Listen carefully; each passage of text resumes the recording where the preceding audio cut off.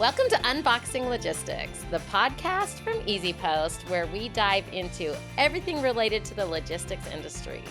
I'm Lori Boyer, and I'm your host, and I am really excited today because we are going to be talking about a really cool topic, consolidated shipping.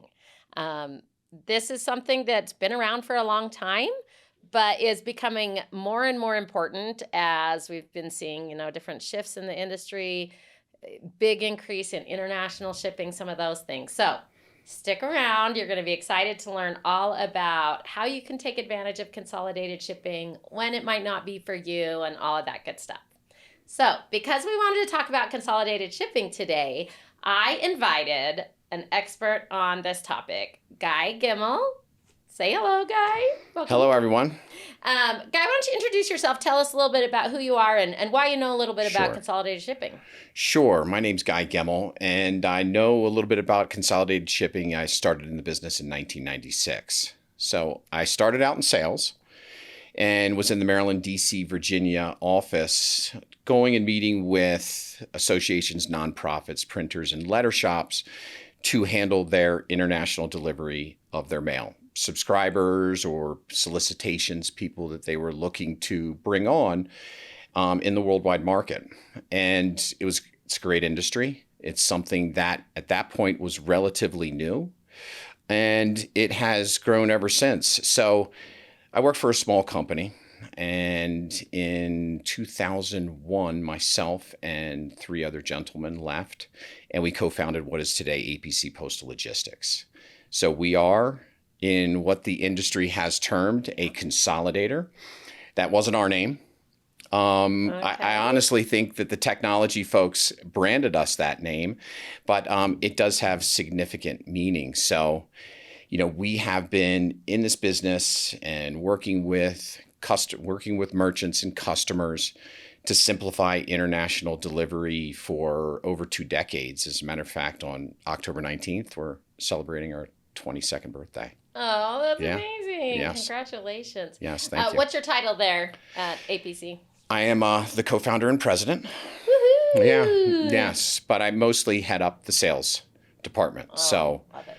myself, my sales director, we are in charge of satisfying customers and going out and talking to prospective customers and growing the business.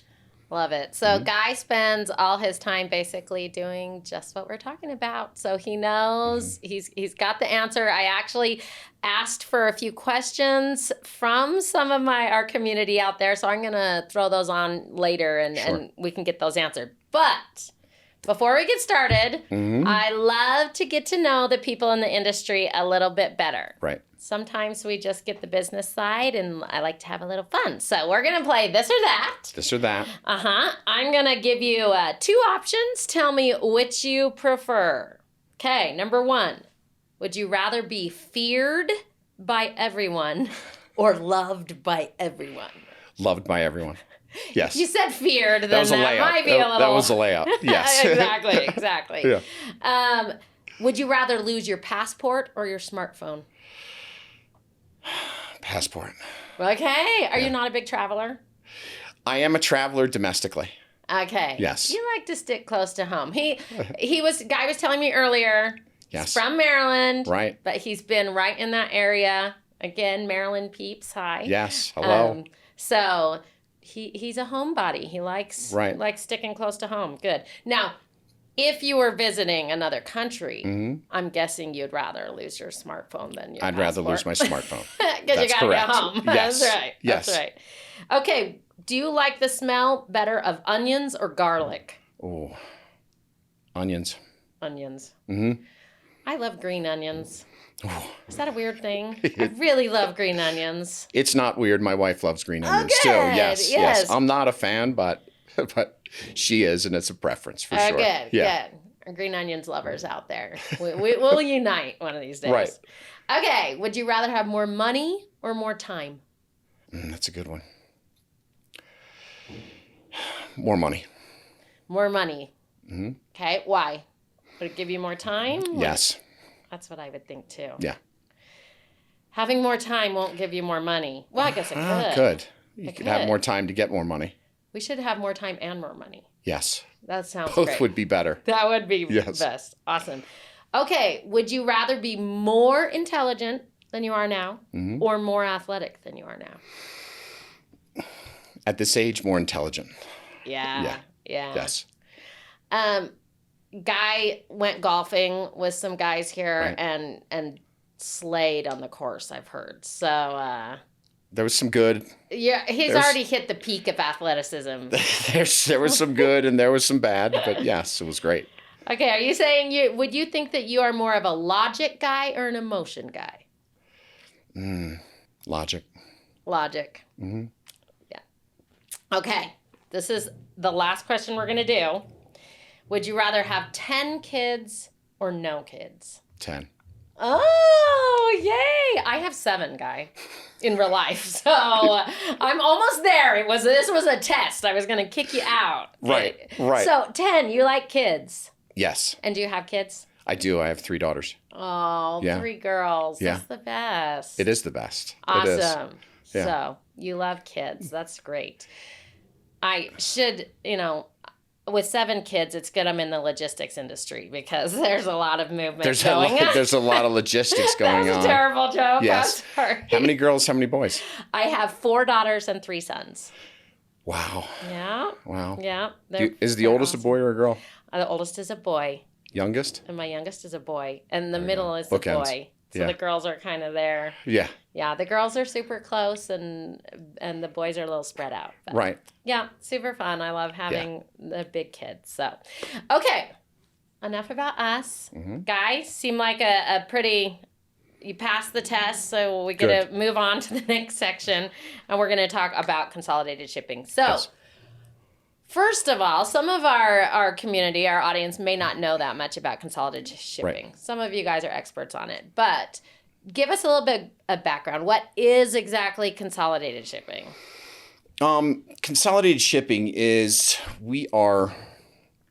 it's receiving shipments from various merchants in the U.S. on a daily basis. Okay. Consolidating those shipments into drop areas overseas and into Canada. So you're going to bring in thousands of parcels from hundreds of customers a day per your location or per the consolidator's location. And when you bring that in, you are separating that into various regions and countries, and you are boarding those skids containers of material, and you're flying it to the closest proximity or the country of destination. Okay, so if I've got a retail business and I'm shipping ribbons, apparently that's what I'm going to ship, Right. and somebody else is shipping and we're both wanting to ship to Denmark, you would take their packages and my packages and a bunch of other people's packages Right. and put it in one thing. Right. Why? You containerize it and put it into one shipment because the economies of scale are better. The cost is going to be lower. So you are processing and you're bulking the material, taking it to the airport, bulking the freight, and then when it lands, you're bulking into the Denmark post office. And that's going to allow cost along that whole entire process to be reduced. But, I mean, it's not only the consolidated shipping, which is giving you the volume discounts, it's also in comparison to expeditors, FedEx, Okay. UPS, we are using the final mile delivery carrier is going to be a post office or it's going to be a local carrier. Okay. So our shipment has arrived in Denmark. So walk me through this. Then a local, so it arrives at a consolidation statement place Yes. there, or Yes. okay, Yes. and then you will then work with a local carrier, Yes. somebody there, and they will do the final delivery to the Right. customer. That's correct. Okay, so is it best used in an international scenario, or is there domestic consolidated shipping, or is it typically more advantageous internationally? Domestics and international consolidated is essentially the same thing. Okay. So, you are working off bulk shipments and you are zone skipping per se in the United States. So it'd be a long distance kind or of thing. country skipping, Yeah. Internationally. And that's going to get you to the closest point to drop and deliver locally. The advantage to merchants are that you are going to be able to receive the discounts from that bulk, from that travel, those logistics, and then you're also going to get to the closest proximity, which is going to give you the best postage rate. Okay, so the biggest advantages, and maybe I should ask you to walk through maybe what are all the advantages. First one off the bat, obviously, is going to be the spend. Right. You know, especially I'm guessing if you're, you know, not a giant person who's getting these amazing deals, that you can tap into that, right? Yes. So I guess my question then is, what are the other advantages? Are there other advantages as well beyond price? The reliability of consolidated shipping has come a long way. It's a very reliable service. Okay. And in addition to that, there are the regulations and customs configurations that vary for each individual country. A consolidator knows what these rules and regulations are. They know they know what customs wants to see. They know what customs does not want to see. So in meeting and consulting with your merchant, you're going to be able to boil all this down into one simple explanation of how that does. So your material is going to safely and be compliant and travel from the U.S. to the destination, just simplifying all those mysteries. And there are no mysteries. It is complex. There's some complications. It's complex. I've got my ribbon business, Right. you know, that I made up. And Yes. I might not know much about customs. Right. You know, I know a lot about ribbons. Right. So what you're saying is then when you use a consolidated carrier, they would help me understand the customs. Right. Okay. So how many ribbons should I be shipping out for this to like make sense? Like, is it, you can be really small, you should be hitting, you know, for it to make sense, I guess, financially or whatever. The volume that you have on a per day or per week basis is up to the consolidator and the limitations or the minimum requirements. Okay. And there are some, you know, Yeah, for some of course. companies. So, you know, we've got my ribbon business. Right. What kind of volume? Let's pretend I've started to have people reaching out and they're in Denmark. We've got ribbons in Denmark today. That's what we've got. Right. And they're like, hey, we love these ribbons here. I mean, Yes. these are the best. Yes. And so I'm thinking about expanding. Is there a point where it makes sense? Should I need to be shipping a certain amount before I use a consolidator? How does that work? The volume, in order to receive the discounts and in order to receive the expertise and the setup for the delivery flow, you do not need that much volume. Oh, okay. So every consolidator has its minimum requirements, but working with those consolidators and talking to your consolidators, explaining what you have now and where you want to grow is advantageous for everyone. But, you know, you can start out with 4 or 5 packages per day with a nice growth plan, and you're still going to receive a great reliable delivery, and you're still going to receive a post cost that's going to enable you to sell more products. That's interesting. I didn't realize it would be that small. Yeah, it can be that small. Again, it depends on the consolidator. Yeah. But yeah, the discounts are available for small shippers as well. So this really brings me into the actual questions. I reached out to some of our community, our audience, and asked them, what do you want to know about consolidated shipping? What concerns do you have? And so I'm just going to shoot these at you. And if I do get a ribbon business someday, I'm your guy. That's right. Okay. How much would I expect to save if I was going to choose consolidated shipping over other international shipping? So there's the way I would break it down here is you have expediters, again, FedEx, UPS, and then you have the USPS as well. So, you know, your volume does dictate the discounts. Yeah. However, you know, off of expediters, you could look to save anywhere from, you know, 20 to even 60, 65%, depending on what your discounts are. And the USPS savings are there as well. The USPS has a phenomenal international service, but the volume discounts that we are enabled to receive is anywhere from a 5 to a 25% reduction. Yeah. Wow, that's big. Yeah. So is it, one of the questions that I had asked was, is it okay to use a consolidator for your like overseas shipping and then continue to use other carriers and other shippers domestically? Can it be part of a multi-carrier kind of approach? It is a multi-carrier approach, right? Okay. I mean, we specialize in international, so we're with merchants all over the U.S. that have, domestic contracts and work with domestic carriers, and APC is added as the international carrier. So it's separated as they process throughout the day. Okay. Yeah. So just because you're wanting to try this doesn't mean that, you can't use other carriers. That's great. Right. What are typical transit times for consolidated shipping? Is this going to be a lot longer when you're doing consolidated shipping than other methods? And if it is, what kind of time should they expect? It's a 4 to 9 day service. There are slower services available, but for today's e-commerce consumers, probably don't want to go outside of that window. Yeah, right. So makes sense. The transit is slower than an expediter, and it does have its reasons for that. And it's, the consolidated service is not there to replace the expedited service. It's to work alongside the expedited service. Consumers are going to want certain products, within a certain time frame, and other consumers are going to be shopping based on, cost and the shipping rate.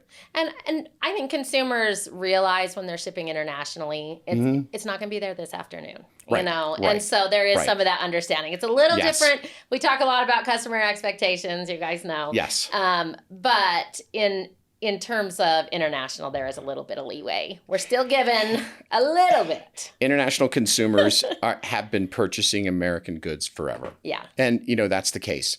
And so the expectations are there. They're increasing. They want products faster, and the ability to get those products delivered to them is getting faster, and the technology is getting better. So, and it'll continue to do that. Yes. Okay. So the next question was, how often can you consolidate shipments? Is there like a set time frame? Do you set up a contract on how much you'll do each day? How does that work? We consolidate every day. Every day. So we consolidate and export every day. We board flights out of our 3 facilities and truck into Canada on a daily basis. Okay. Yes. So daily, you can do daily. Great. Is there like a minimum or maximum kind of weight or volume or something to be eligible? Are my little ribbons going to be so small that you can't do it? They're not. Okay. I mean, there's simple limitations, and that's below 66 pounds. Okay. And $2,500 of product value. Okay. Yeah, so that's where you are kind of maxing out. That's kind of where you Yes. Okay. And expediters are coming in, and they're handling it above that. Okay. Yeah. What if it's really large? I got the best pianos. Right. Is that a problem? Or you're like, put it on a ship. What are you doing? This can't go on an airplane. That is not in our wheelhouse. Okay. Yes. Okay, so for our giant tire people out there, right. This might not be for you. And that's a good point. So, car parts, we're not going to ship the axle. We're not going to ship, a frame. We're not going to ship tires, but we could ship smaller parts. Smaller parts. Right. Okay, perfect. What about tracking? So I know that some people feel nervous, like, okay, I've sent it there, and now it made friends with all these other companies' shipments, and they're all consolidated. Can they track their consolidated shipping? Will they know where it is? Are those options? They will know where it is. Tracking is available. And depending on the service level, there's tracking door to door, or there's tracking that just ends as you depart the country. Okay. But it's great. And it has come a long way. I mean, we were feeling like you sent your precious cargo away. It's like sending your child away to college, and like, what is it doing? It is for sure, and it's a big responsibility. But we were sending mail, so we were sending magazines, newsletters, direct mail, that type of stuff, and we still are today. And there began to be whispers overseas of international postal carriers carrying scanners. So we quickly started to do our research because, we knew that this is where the business was going. Right. I mean, we'd started to feel some declines and some headwinds in the mail industry. And, we were looking for our next best thing. And it seemed like a natural progression to be delivering parcels using our postal carriers and our network that we had for years and years. So, that's where it started. We had to build a back end to accept data from customers and to push and pull data from international vendors. And we had it all set up, and it was running well in the beginning, but there was things like, the postal carrier would forget to take their scanner. It was still human error still happening. People, yes. processes, technology, they all have their problems sometimes. Yes. But, here we are today. I mean, that type of stuff just doesn't happen. Oh. Yeah. And the technology and the integrations So worldwide, they take a while, and there's a lot of testing, and there's a lot of back and forth, and a lot of IT language that's different. But, once you get there, pretty substantial benefits for the consumer. Okay, that's awesome. So, speaking of that network, speaking of when it gets there, so my ribbons, let's say they made friends with some computer parts, and they were all consolidated. How are they deconsolidated? What happens when they arrive? Good question. In the other place? Good question. So the consolidation is at the airport. Okay. It is trucked to the local post office or local carrier who's going to do that final mile delivery. And it's already sorted out. We've already done that work. Okay. Right. So when they receive it, they're going to maybe break it down further into their flow, but there's not much work to be done on their end. We've done that work, and that's part of the discount. Good. Perfect. Yes. So it's already taken care of. It's just as if the package arrived in any other way. Somebody had asked, are there any sort of special packaging requirements that they would need to deal with before they send the package to you to be consolidated? That's a great question. All the packaging that we receive right now is great. So, your T-shirts are in bags, and, your larger products are in boxes. I would say it's important to make sure that your box is in the smallest dimensions that it could possibly be to fit the product. I think, we've all gotten the package of that little thing in the giant box, and you're like, what in the world? So let's not do that, you guys. Yes. So that's an important part. Okay. Awesome. But besides that, not really any special packaging requirements. Okay. What about duties, taxes, and customs? You mentioned that earlier, and that is one of our questions. Right. Are you going to handle that? Is that included in the fee for doing the consolidated? It's really up to the merchant, and and what type of experience they want their consumer to have. So there's delivery duty unpaid, or DDU. And that means that when the package is delivered, an agent or the delivery agent or the delivery person of some sort is going to leave a notice or communicate with the person they're delivering the package to. There are duties and taxes due. We'll take your fee right now, and then we'll pass you your package. And if you're not home, you will go down to a local area to pick up the package and pay the fees. Okay. Delivery duty paid means that it's been paid on the upfront, and there is no collection. It goes straight to the door, and it can be dropped. Okay, so those are the two ways to go about it. And again, how are you selling your product? Do you just want a low price at the shopping cart, or do you want an all-in price at the shopping cart? And then there's layers to that. And today, when people are migrating more and more towards DDP because of the consumer experience is so much better, there is technology that can calculate those duties and taxes in checkout. And then there's advisement that a consolidator can give to the merchant that's going to help them make sure that the appropriate cost is included. Okay. It can be a little dicey, because it does vary from country to country pretty substantially. Yes. So, it's up to the mix, it's up to the product value to come up with a pretty accurate advisement. But again, the technology is going to make it more accurate. So what it kind of sounds like to me is that, there's some differences in the way it's handled, but people, shippers, we can reach out to you or as anyone you're using for consolidated shipping, and we would get the advice and on that from them. You would get the guidance for sure. Yeah.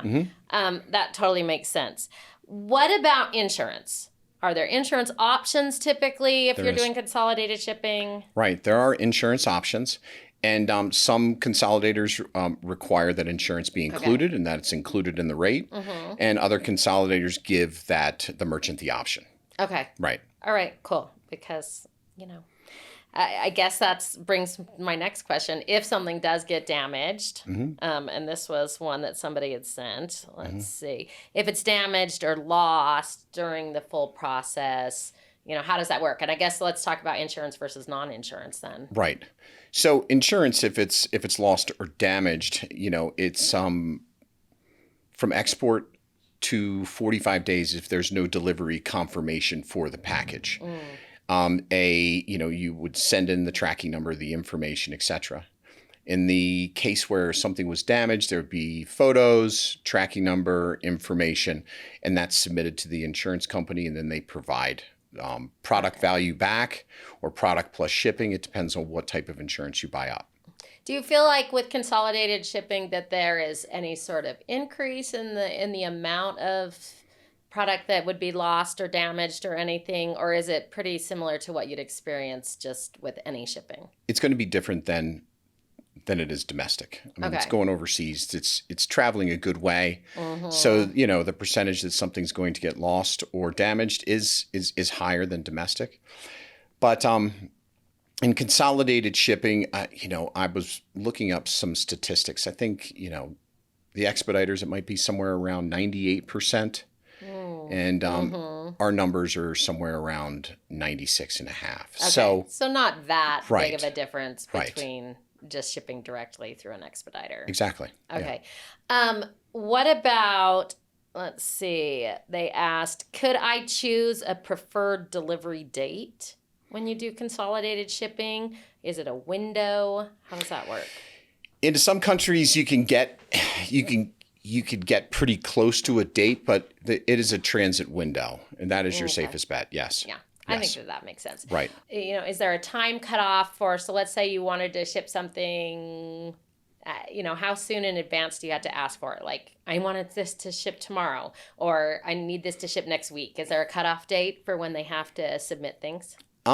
Yes, there is. And it all depends on when they want that to be delivered into the delivery window. But if you're building an SLA or something to put a description on your website, in terms of delivery, most of this is going to be, 3 to 7, 4 to 9 days. And those are business days. So you want to tack on your processing time, your first mile, and then 24 hours to 48 hours, depending on what the consolidator promises in their processing, plus the transit time. Okay. Right. Okay. Yeah, that makes sense. So what if I'm so I was shipping to Denmark, I got my ribbons, and I also want to ship to Barcelona. Are those like two separate things that I've set up with you? Like, I've got Barcelona consolidated and Denmark consolidated, or can I send my goods and say I've got multiple locations I want them to go to? Good question. The merchant doesn't have to do anything. You would just put them on a skid or put them in a box or a container.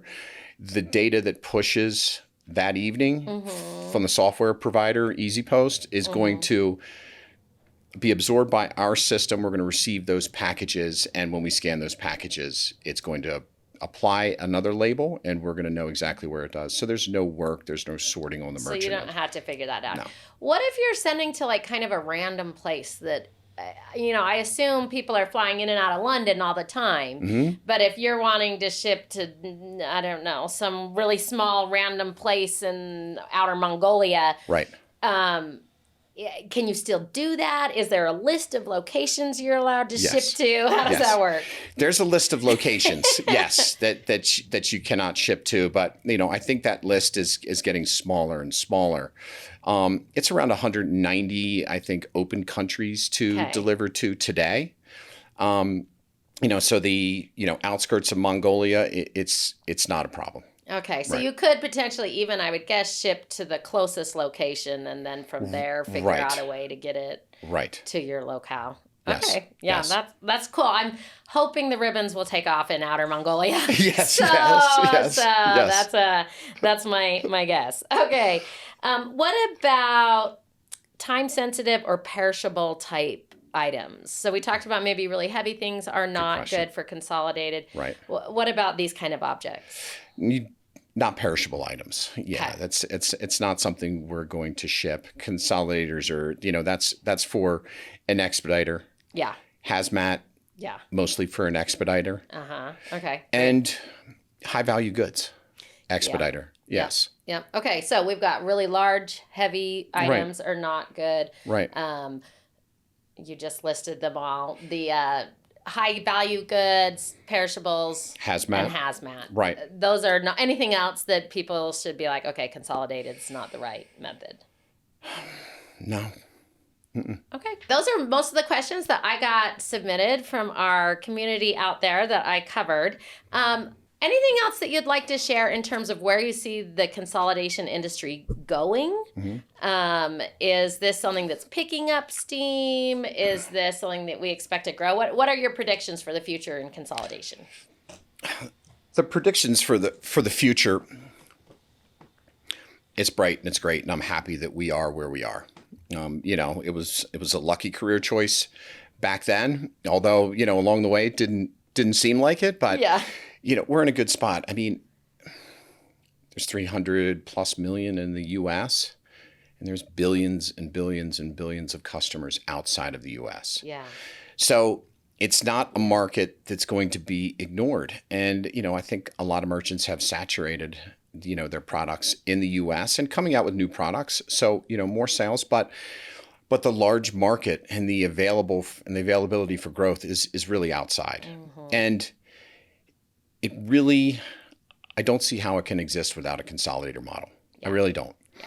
And part of that is, I've talked about the price point, and that is important for the merchant. It's important for the consumer, but consolidators are smaller businesses, and we're fairly new, and our technology is fairly new, and that enables us to provide flexibility and customizations for various customers.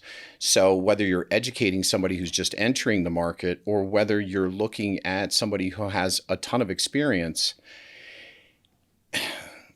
the expertise is there, and the flexibility to help businesses out is the opportunity is there.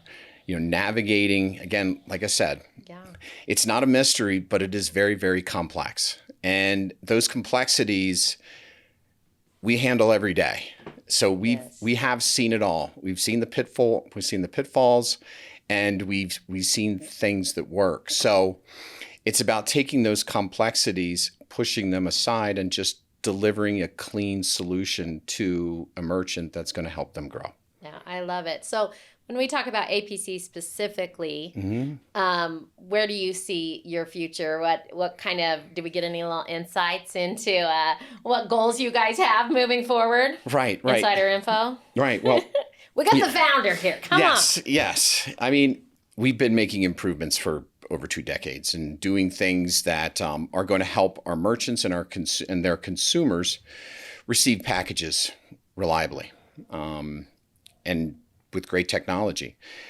But we have been stepping up our game. We have hired a new VP of technology who's from the e-commerce world, just in a different part of it, and has a big giant bucket of ideas that we are eager to implement. We've hired a new sales ops and marketing person to help us get our brand out there and our name. It's something that we haven't really invested time and energy in, and it's very, very important. We've spent a lot of time on our delivery network, and we have a new phenomenal sales director that is dedicated to the vision and dedicated to her team. But as far as what we're doing internally and to the network, we are installing the latest and greatest parcel sorting machines, and that's going to help in processing. Nice. Processing quicker, processing more accurately. And our delivery network overseas is expanding. We're adding more DDP countries, and we are also reducing some of the points or some of the entry points into the foreign markets so that parcels can get delivered faster. At the end of the day, it is what it is today. It's 4 to 9 days. But, international consumers are going to start demanding products faster, and that's just the way it's going to be. So, we have been gearing up, and we will continue to gear up for that growth. I love that. I speak with experts like you all the time, and I've heard in multiple other podcasts, people, processes, technology. That's where you need to invest, and that's exactly what you guys are doing. So all of you out there who have heard my guests recommend that, super impressed. Right. People, processes, and technology. Right. That's going to get you there, and it sounds like you're doing great there. So Yes. that's fantastic. It is. It is. I mean, we have a good existing delivery network, and we have a good core staff. In our offices, these folks have been with us for a while, and they've been customer serving or breaking down delivery networks or simplifying operations internally for years and years and years. And, they have their ideas of how we should change and what we should do. And we're making those changes and incorporating them with some of the new changes from our new folks. So we just have a great staff. We have a great team. And it's important. That's awesome. And I think that having that foundation is just so critical. And obviously you said that your team is talking to people in the industry all the time. So I love working with companies who get great feedback and take that in and apply it. And it sounds like that's what you guys are doing. Yes. So any other final words that you have for us, Guy, before we go? Any tips? So let's say that we've got somebody else. I don't actually have a ribbon business. So somebody else's business, and they've listened to this about consolidated shipping. They've been thinking about moving maybe international. What's the first thing that they should do to determine if it's their time, if they're ready? How can they know that it's time for them to look at this option? The simplest way is to kind of understand what your website traffic is, and are you getting, our international consumers hitting your website? Are they looking at your products? How long are they spending on your website? And kind of gaining some of that data. And if you think that data is, you're getting substantial hits, then it is time to look at that delivery model. Okay. That's great advice. So that's what we're going to recommend to you today. I want to hear from everyone. You can let me know later in the comments that you actually did this as a Lori follow-up here. Go online, check your traffic, and see if you're starting to get those international hits. It may be an area you hadn't thought about expanding, and you are getting a lot of interest from overseas. I would guess you could also talk to, your customer support, or if you're getting questions asking about shipping things overseas. But I love the idea of just the website traffic. So that's everybody's to-do task. Thank you so much, Guy, for being here. I've learned so much about consolidated shipping. Really, really cool offering out there. And I think you're absolutely right that international shipping, I mentioned earlier, I spent all my time in research, and international shipping is growing and growing and growing and growing in terms of e-commerce and retail. So it's definitely something to look into. Yes. Guy, if people want to connect with you, what is a great way that they can? Are you on LinkedIn? How can they reach out if they have questions for you? I'm on LinkedIn. You can go to the website, check out our website. You can submit an inquiry, or, just call one of our offices. Everybody's there, willing and able to talk, and everybody has good experience, and we'll direct you to the appropriate people. Yeah, awesome. And I will link in the show notes in our description, a link to that, so you guys can just get that. But thank you so much again for being here. This has been really fun. I've loved learning from you. And as soon as I start that business, that ribbon business. Give us a coming call. To you. Denmark, I'm coming for you. Right. Thanks so much, and we'll see you guys next time. Thank you.